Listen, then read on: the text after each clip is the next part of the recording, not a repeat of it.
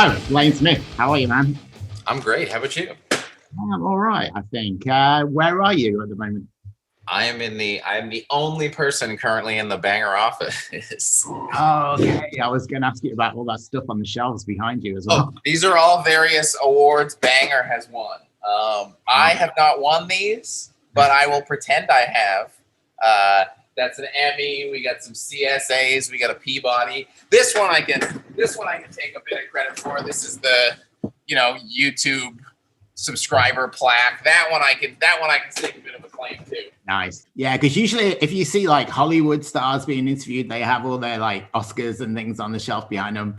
And I kind of like that you've done something similar, and justifiably so. You guys have been killing it on YouTube and all that kind of stuff. So yeah. So I mean, yeah, I'm not quite the Hollywood star, so I don't have my own. So they're like rentals. I'm renting them from Banger for the day.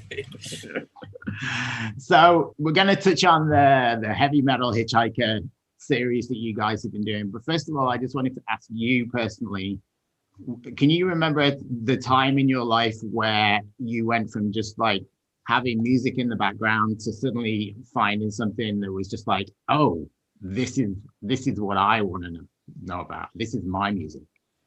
I think probably one of the first things, and this is the most embarrassing thing that I really got into. But I was as a young kid, I was the school I went to. I was in. I had a band. I played, in an orchestra, and the school would like compete. Like it was like we'd go to like orchestra competitions and stuff. I played the double bass, and so when Metallica released S&M, like Symphony and Metallica, it like had this like, oh, this is really cool music, but it's also like, hey, this is something like kind of related to what I'm doing. So yeah, very embarrassingly, one of the first things I really remember latching on to was the Symphony and Metallica album. I think as far as embarrassing first records are concerned, that's still okay. You still got the credibility there. Like a lot of people would have a lot worse. But and where did that take you? Like you found that album, and then what was like the path for you, like discovering music? The path was then just kind of like a fairly large just obsession with, I listen to, I look like this, and this is metal's my focus. But you didn't look like that in school, or did you? I mean, I kind of did actually. Oh, with the mustache though, right? I didn't take this off, but I had the long hair. I dyed it black. I was always in black. I started listening to a bunch of metal, but surface level stuff, because especially at the time it was it's early internet days. I'm almost 35, so early internet days, so it wasn't easy to find like underground stuff. So it started with some surface level metal, and then it got into like, I listened to a lot of punk in high school, like a lot of people, which informed a lot of politics, but also music taste. And it just kind of made me really be passionate about music, as well as being passionate about just like, musician created music. So that's kind of what I really love. And so that's made it so I listen to all different types of music. Doesn't really matter what it is. I just like finding someone who's really passionate about what they do and is like making their own thing and putting out this thing that they really love into the world is like really infectious and makes you feel good. There's a few names that I could think of, but there's not a lot of people that have brought metal and comedy together, and you were definitely forging a path for that. Yeah, it's like a weird thing that you'd figure would go really well together, and there's a handful of us, but definitely not as many as you'd figure there would be. When you do your stand-up stuff, do you talk about metal much? Because obviously your audience is not necessarily going to be a metal audience. Yeah, I talk about metal in sort of the way that like you would, when like an animal guy goes on like Conan and like brings like an iguana and then like talks about this thing, and people don't really care about iguanas, right? But if you present it as this exotic thing that they can kind of ogle from the outside, that's kind of the way you like take it to them. So I kind of come across it like an animal expert, being like, hey, let me kind of set this thing up for you, and then you can kind of have the sort of a rubbernecking from the car, taking a quick look at the metal scene as they pass by it. Obviously metal is a very theatrical kind of music in a lot of ways, and very visual and very different from most other genres. And some of the stories you could tell about metal, they're almost unbelievable. And actually, in Heavy Metal Hitchhiker, there's the whole mayhem story that comes up, and it's just like, even I'm going, actually, that is all kind of true. Right? It's not, and yeah, it's such a treasure trove of stories. I mean, one of the things I love talking about that really people immediately understand is a couple of years ago, one of the guys in Slipknot, the second percussionist, was like, I'm not getting paid enough money. And that is immediately funny to people because you set it up that there's like 8 members of this band. This is the second percussionist. Like, it's a guy that bangs on oil drums for a living. And he's like, look, I'm not getting enough of a cut of this. Yeah, it's all kind of crazy. And it just makes for really good stories anyway. And as soon as you show a picture of Slipknot to somebody, if they don't know about this scene, they don't really know if this is kind of a joke or if they should take them seriously. And actually, when they first came out, I wasn't sure if I should take them seriously either until I really sort of delved into the music. But let's get on to the Heavy Metal Hitchhiker series. This sounds like an idea that was born in a bar somewhere and not really taken seriously, and then you all kind of went, actually, let's do it. How did it first come up as an idea? Well, there was like, what happened was there's just, one of the great things about working at a place like BANGR is that you're with people that work at BANGR. So when you wanna bounce ideas off the wall, the people you're bouncing ideas off the wall with are also gonna come up with like all these crazy things. So we had always been kind of wanting to do like a scripted series to try and, there's not enough comedy and metal merged, so we kind of always wanted to do that. And we were just kind of constantly shooting just these like crazy ideas back and forth. Like one of the ones I originally was kind of really passionate about was like a metalhead like funeral home.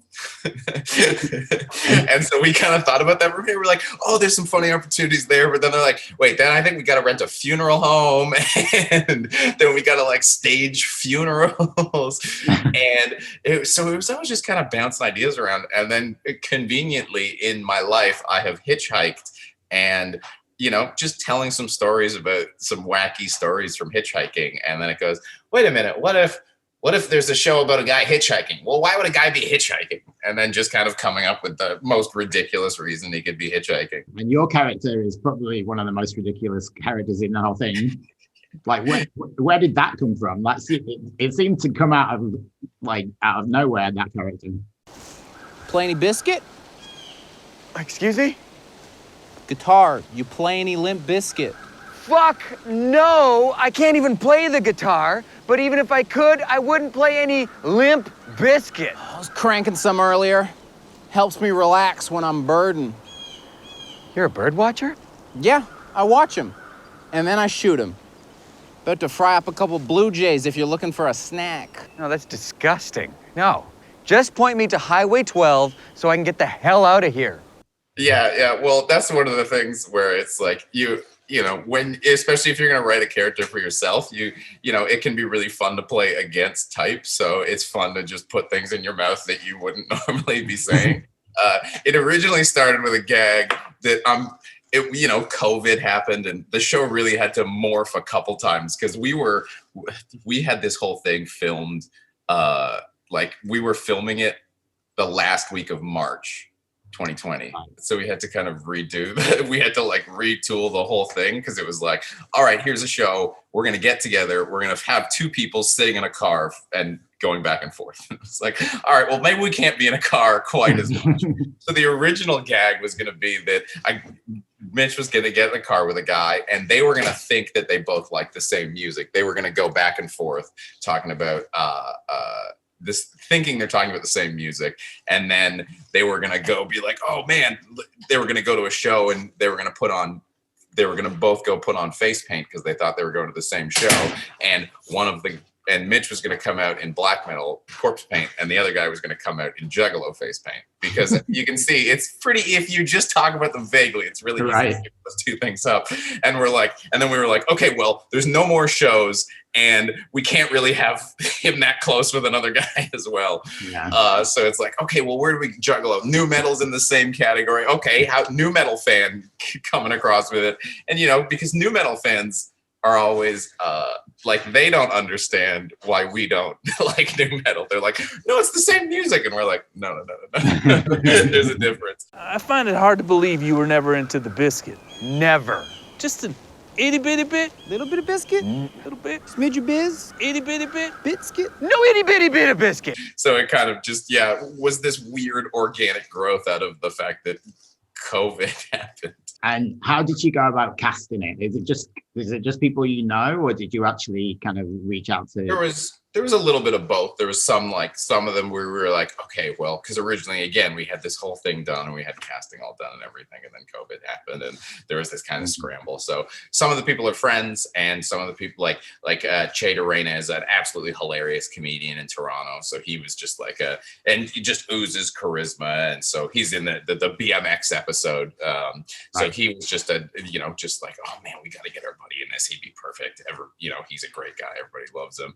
So comedians, we always joke around that we're basically cockroaches. Like if one of us gets in a place, we just try and funnel as many of it. We just try and get as many of our buddies in there before the door closes. Right.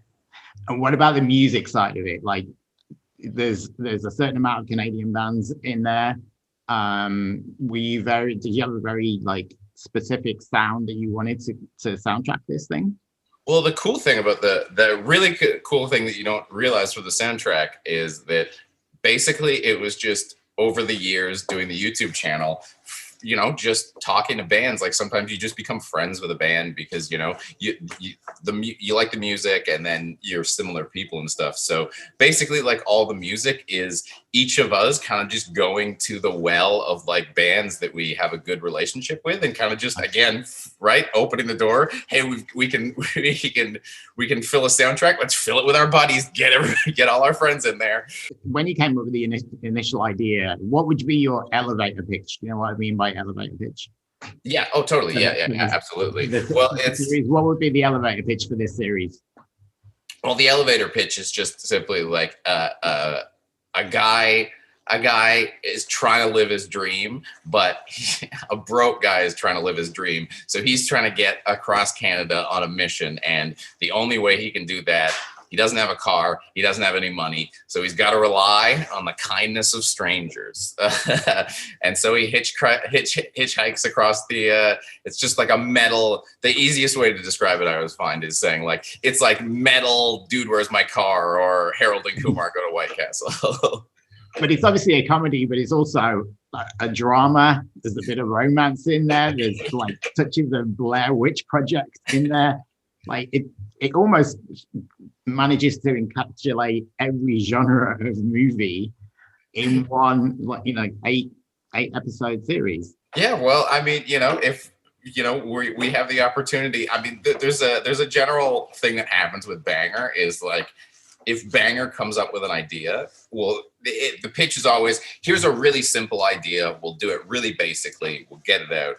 And then the Banger machine is just a machine that really likes to do things to like, do things as well as they can. So, it's like, okay, just a little web series about a guy going across Canada. Boom, romance, Blair Witch, everything in there. We did a podcast, a Banger podcast a little while ago, and it was like, okay, we need to do something quick, simple. We'll do a podcast. Podcasts are quick and easy. And then we sit down to film the podcast, and suddenly there's 3 camera angles and like 4 microphones, and it's just the Banger philosophy is always just like, think it's going to be simple, and then really really shoot for the moon almost immediately.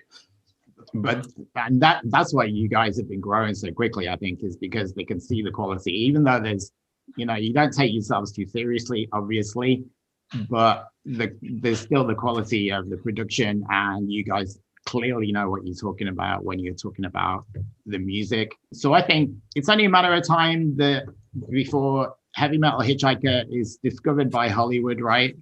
And some big name director and gets hold of the idea and wants to make like a feature multi-million-dollar movie. So who in your ideal world would be the director of that movie, and who would play the characters from the A-list of Hollywood? I think probably one of my favorite directors right now is Taika Waititi. I think I always say his name wrong though, because I'm terrible at names. Just because it's like everything he does, always there's just no matter it's not even about the production. It's just about the fact that I find everything he does there is like there's at least one scene, if not 100, of just two characters back and forth about almost nothing. And it like just is fantastic, right? It's just the highlight of the movie, you know, like it doesn't matter whether it's like something like What We Do in the Shadows and it's just like a silly vampire conversation, or like a big Thor movie and there's like a bug guy and a rock guy talking and the bug guy can't even talk and somehow yeah. Possibly our favorite movie in this house, and I have kids, of recent years, is Hunt for the Wilder People. Oh yeah, of course. Which, like, a lot of people have never heard of it, but everybody that I recommend it to loves it. And then obviously he did like Jojo Rabbit and there's I can totally see him looking after you with this concept and making something weirdly extraordinary. Right. So who's gonna be the actors in this?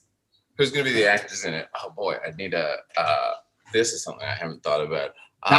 Jack Black for Mitch. Jack Black. Well, yeah, you gotta. Jack Black is definitely the. If you're filming something metal with a wacky guy in Hollywood, that's probably the best guy you can do. And then there's like a couple of guys where it's like, it's still a roadie, so it's like, Seth Rogen would be great, but before he lost all the weight, Yeah. Jonah Hill would be great before he lost all the weight. Just all the guys before they lost the weight, before they were of the financial standing to be able to just hire a guy to come in and cook and a guy to come in and tell them to exercise and a guy. So you mentioned that you've done a bit of hitchhiking yourself in your time. Yeah.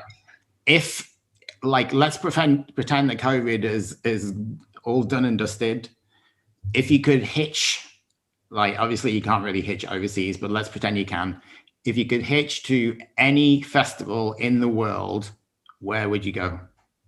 Oh, well, I mean, I feel like the perfect thing for that would be Wacken, right? It just the Wacken itself has like a hit. It's almost, for some reason, the festival feels like everyone hitchhiked there. It's basically the biggest metal festival in the world, right? But somehow it still feels like everybody like got there like by like their car breaking down and them having to jump on and hang onto the side of a train. Have you been there? Have you been to Wacken? I haven't been. There you go. That was another thing that was happening in 2020. Out of the local bands close to you, who are the bands that you most want to see live again? I mean, I've never gotten to see from a little closer to your neck of the woods. Ultratomb is still a band I haven't gotten to see, despite the fact that it's like one of my favorite bands. And it was my record of the year, the last record that came out, and still haven't gotten to see them, which is a bummer. But I've gotten to see the Pepsi to the Coke. We have two mold here, which is that's we've got our version in Toronto. Well, I hope you get to see them very, very soon, and I hope we all get to see some live music very soon. Yeah, thanks very much for thanks very much for talking to Montreal Rocks today. Hey, I hope I touched you a little bit, right? Yeah, you still touch me. I feel touched, that's for sure. But enjoy the rest of your day. Congratulations on this series, and we will talk to you soon again. Much appreciated. Thanks for having me. All right. Thanks, Blayne.